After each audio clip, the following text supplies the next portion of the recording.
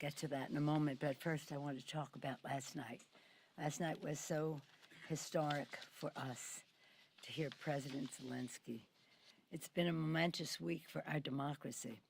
Yesterday was my high honor to welcome President Zelensky of Ukraine here in the United States Capitol. He delivered a magnificent, awe-inspiring speech, I think all would agree, and the courage, heroism, and determination of the Ukrainian people shone through. It was moving to hear his report on the front lines of war from which he had just come from the front lines, sharing with us the valor by citizen and soldier alike. He always said the people were on the forefront of this, and the soldiers came to reinforce it, and declaring that at all odds, Ukraine still stood.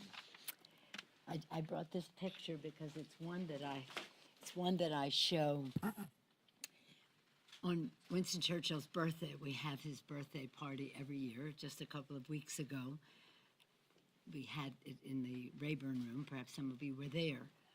And I always show them the picture of Winston Churchill speaking to the Congress of the United States the day after Christmas, 1941, following Pearl Harbor. And my father, Thomas D'Alessandro Jr., Baltimore, was there.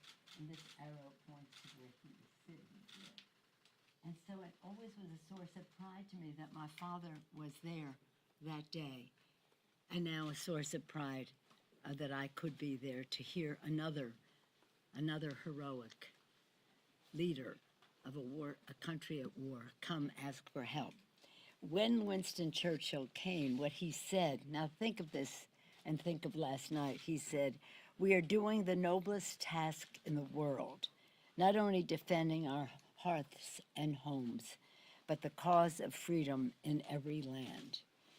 So much the theme, so much the common purpose of President Zelensky. But I'm so proud of this. And when I wrote to the members about coming, I said, I take great pride in my fact that my father was there for that. I hope that your children will take pride in the fact that you will be present for President Zelensky. So I was very proud of the turnout that we had, even though it was a last-minute notice, because we could not notice unless we knew for sure the president was coming, depending on what was happening in Ukraine, depending on weather and the rest. Again, democracy on the line. What an honor it was to have the flag that was presented to President Zelensky by the troops, and they asked him to bring it to us to say thank you. We don't have it here, but we're having it framed so you'll see it in the halls of Congress for a long time to come, but thanking the Congress of the United States and the American people for their support, signed by the soldiers. Of course, they thanked the President of the United States, and we're very proud of his leadership in all of this.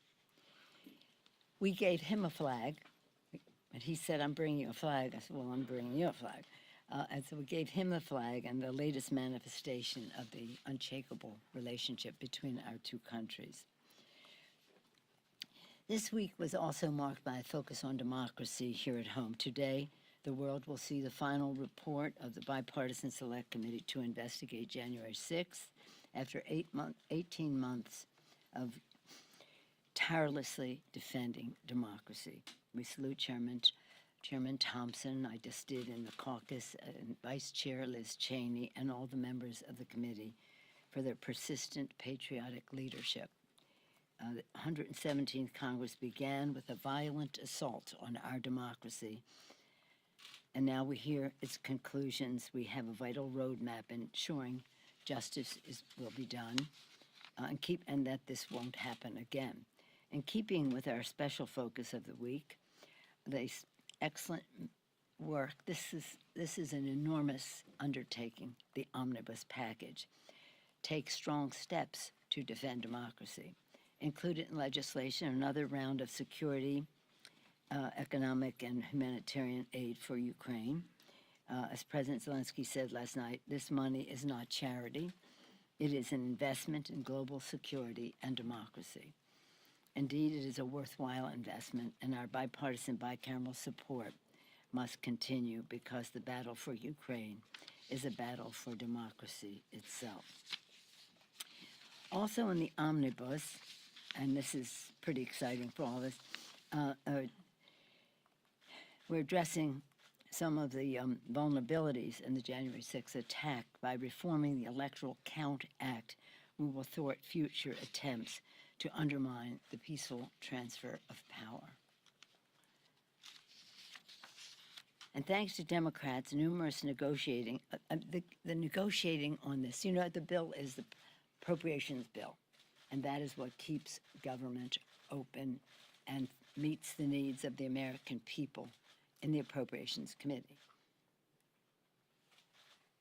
Probably bigger than that are the provisions in the bill. We call it ash and trash, just as and that does remarkable things, and we had tremendous success with that. In fact, the highest, in terms of appropriations, the highest domestic, non-defense domestic number ever. We always want more, but nonetheless. And again, thanks to the tenacious negotiating, Rosa DeLauro was a maestro, is a maestro. I mean, she's a tough negotiator, but a maestro with a baton and a stick. We've secured significant increase, heavily invested in families and workers, honor the commitment to our veterans, and strengthen democracy at home and abroad. Most people don't know that veterans fall under the domestic agenda. It is a consequence of war, it is a part of our security, but it is not included in the defense budget. So when we're fighting for a bigger defense number, it is also to accommodate meeting the needs of our veterans. And we want to honor them every chance we get. And this year, the PACT Act was something historic and needs to be funded. That will take some more time, but we do have funding in this bill for it too. So I hope the Senate will swiftly pass this package. Again, my delay related to how we see what will happen there on certain amendments, when we would get the bill, how much time it takes once it's passed to come over here. I know you're interested in schedule, so that's why I'm being more specific in the details there. Our hope would be that if it was finished this afternoon, it takes us about 5 hours to get the bill. We go to rules, we could pass it tonight. That would be our hope. But we're, shall we say, waiting to see how long the debate goes there. We want people to be able to go home, and as you know, there's storms across America, and hopefully that will be a motivation for expedited discussion there, or just submitting for the record or saving it for another day or whatever. As you know, this is I thought last week might have been, but this is my final weekly press conference, and some of you have been covering Congress for a long time, others are new. All of you are guardians of democracy. You've heard me say again and again, if there were one freedom in the First Amendment, the freedom of the press, that would be the one that protects and defends all the other freedoms. Our founders knew that freedom of the press is foundational to government of, by, and for the people, informing the public about the work done in their name, in this case here. You know, as I admire your public service, I always enjoy our conversation. Turn to San Francisco sports. Who would do that? 49ers, blue and yellow, Warriors, orange, Giants. I wish you and all of your loved ones a happy holiday. And here are the last questions. Yeah, Jake, what do you have? So just on the omnibus timing, a little bit digging a little deeper. So from the time the Senate passes it, it'll take 5 hours Well, it takes a number of hours. It is. to get to the House. So that'll be Until we have the bill, we cannot signal a Rules Committee. right. The Rules Committee needs an hour's notice, and then we hope that it would not be a long Rules meeting.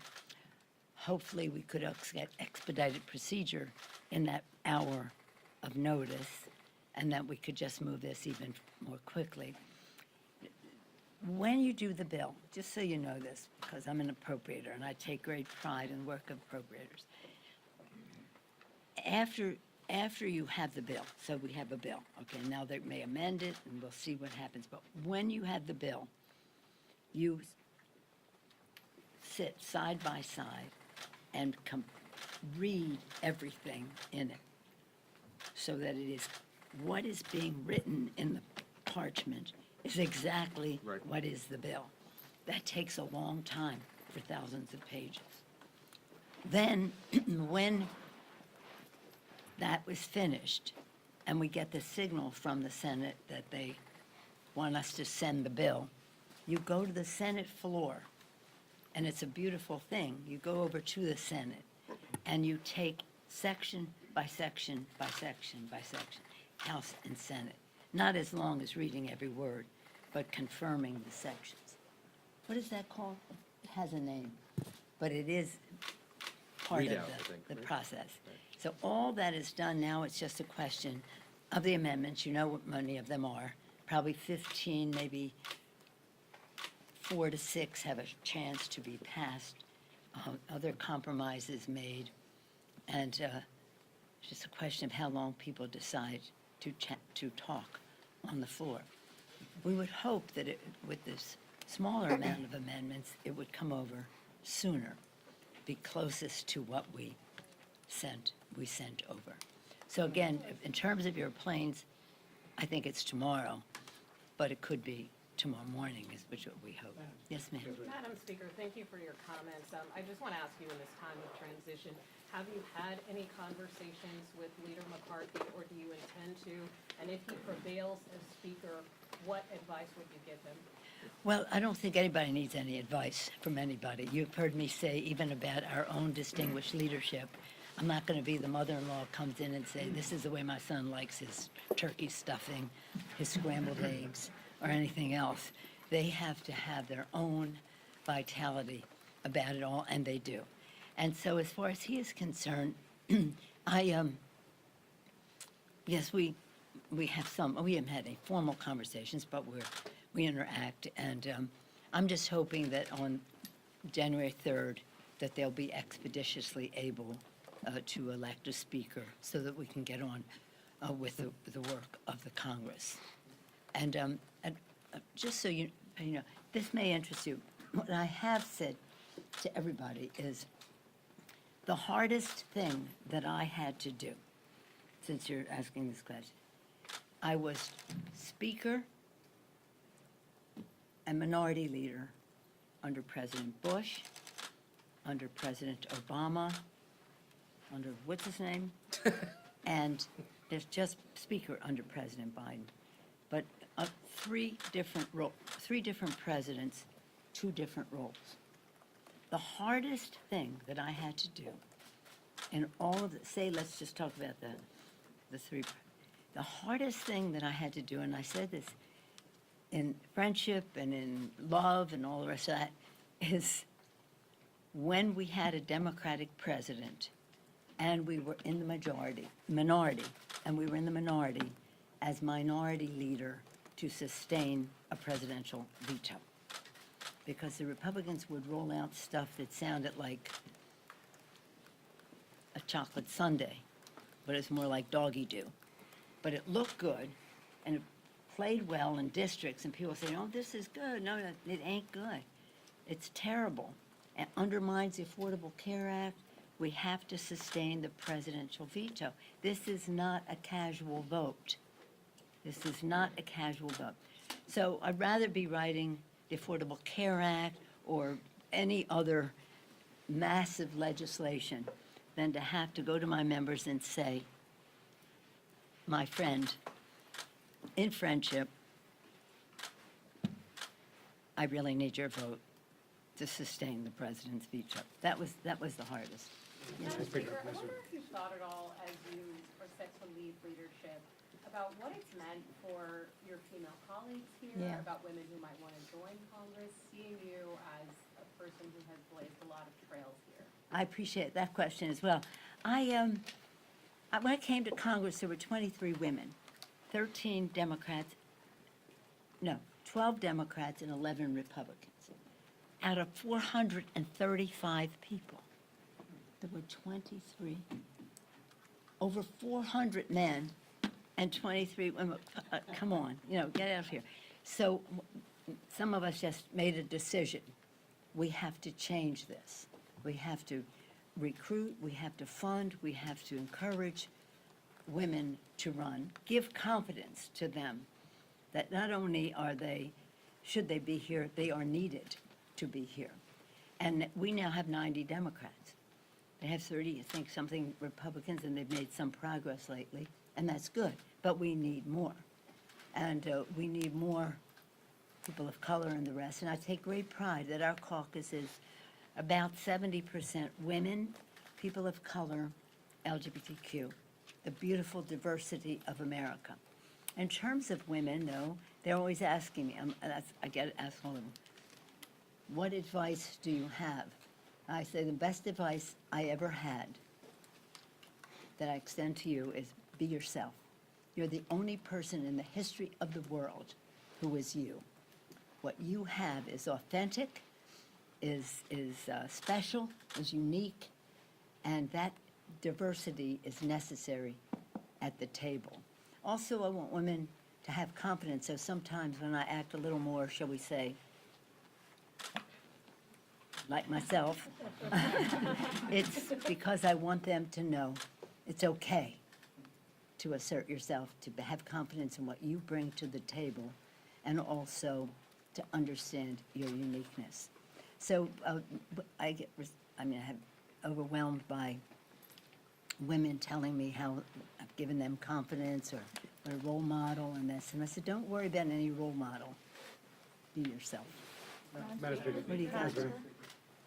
Seems appropriate that Chad would have one of the last questions.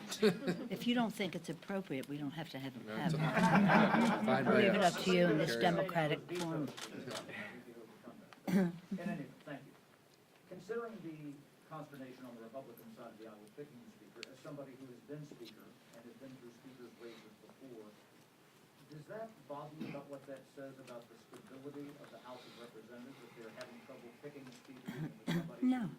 Politics, you might, and might you be the last speaker for a while until they pick a speaker? No, I think they'll have a speaker. I think that my interest, and all of us, having into the integrity of the institution, the strength and respect that the institution commands and should command. And so that's why I said I hope that they would be able to resolve their differences on January 3rd and just come through with a vote to proceed. It doesn't weaken the House if it takes a while? It doesn't weaken the House if it takes No, a few days? no, we're a democratic institution. No, I wouldn't read too much into that. But I do think it's the sooner the better, because we have important work to do, whether we agree or disagree. We have important work to do. Madam Speaker. Ukraine and democracy. Yes, please. Going back to the Ukraine and democracy theme, what message does that send to our biggest adversary on the other side of the globe? What happened yesterday, the events of yesterday, and what message on the flip side does it send to our allies like Taiwan when our appropriators have pulled billions of dollars that was in the NDAA for military defense out of the Omnibus appropriations bill? Well, out of the appropriations? Out of, it was not included in the appropriations. Well, the defense number is bigger than it's ever been. But specifically for Taiwan, about $10 billion in grant money was pulled out of the appropriations. Well, it is, I'm not exactly familiar with that piece, but our commitment to Taiwan is a clear one in terms of our support for them to be able to defend themselves. But to basic first part of your question, the important purpose, in my view, of last night, and that's why I'm glad the President spoke in English, was to deliver a message to the American people of appreciation, of gratitude, and of connection in terms of being about democracy, theirs and ours. So it was an important message for our country. The response that he received from the members of Congress was overwhelming. was overwhelming. And that was an important message for his people, for our people to see, for Ukrainians to see, for Russians to see, and for our allies to see. It was the connection between our two countries, the commitment to democracy that we associate ourselves with in terms of the courage of the people of Ukraine. What about China? China seeing. Oh, you were talking about China. I thought you were talking about Russia. Yeah, China can see that as China can see that as well. That's a whole other subject. That's another press conference for whoever wants to take that up. But as China, you know, I've been on the China case since Tiananmen Square. Even before that, I had met with His Holiness the Dalai Lama and had concerns about treatment in Tibet and then when Tiananmen Square came, we were more active in terms of the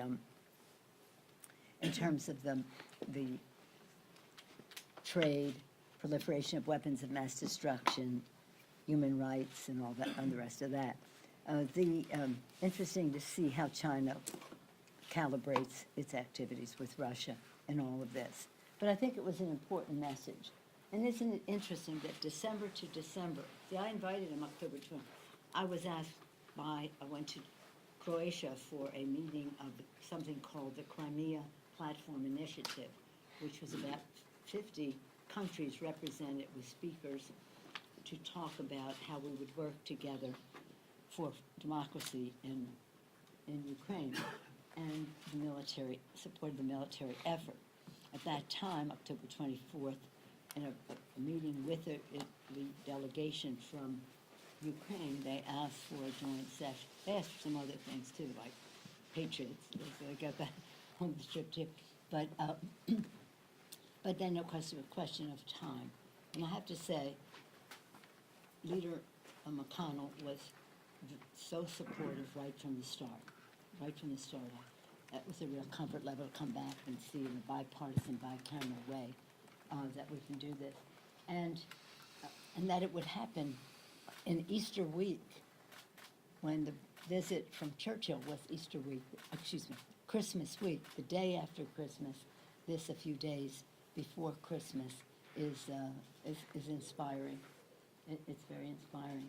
So again, it's a message that is inspirational as well as strong and informative as to our bipartisan, bicameral support for Ukraine, as well as admiring the leadership of our president, President Biden.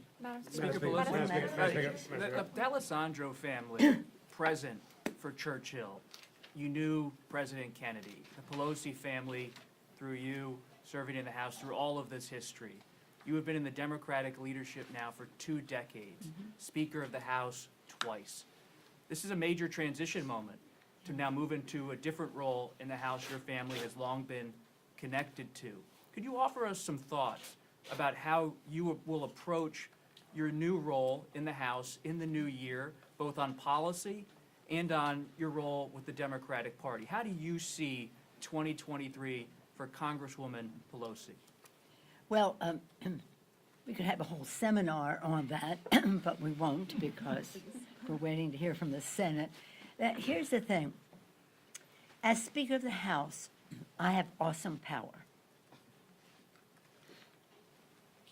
As now transitioning to a different role, I expect to have strong influence, but not on my members, just in terms of encouraging more women, for example, to run, to talk about civics and how we have to, used to be a requirement when I was little, 100 years ago, but now it's an elective and most people are not familiar. So I have to see what that path is. But the Speaker of the House is a very big job, and just wrapping it up will take time. With the Library of Congress, for the papers, with the historian of the Capitol of the Congress, in terms of interviews and the rest of that. And in just, I think that probably the most overwhelming thing I'll be doing forever is saying thank you. Thank you to my members. Thank you to the intellectual resources that have helped us with policy. Thank you for those who've helped us politically to attain our majorities and our strength in the Congress. I think my life will be about accountability to the record, the history, and thank you to those who made all of that possible. You mentioned John F. Kennedy. I'll close with this. You've heard me say it many times. I'll say it now again because it identifies with what President Biden has been doing. When I was in school, I went to President Kennedy's inauguration. On the East Front, freezing cold. Freezing cold. The whole world, every child in America knows that in that speech he said to the citizens of America, ask not what our country can do for you, but what you can do for our country. You've said it. I see you all mouthing it. The very next sentence is what struck me. The very next sentence, to the citizens of the world, ask not what America can do for you, but what we can do working together for the freedom of mankind. That's what President Kennedy said. Not condescension, not doing something for, but working together. And I've said this to President Biden, and I said it at the St. Patrick's Day lunch, because that's, Kennedy connection there.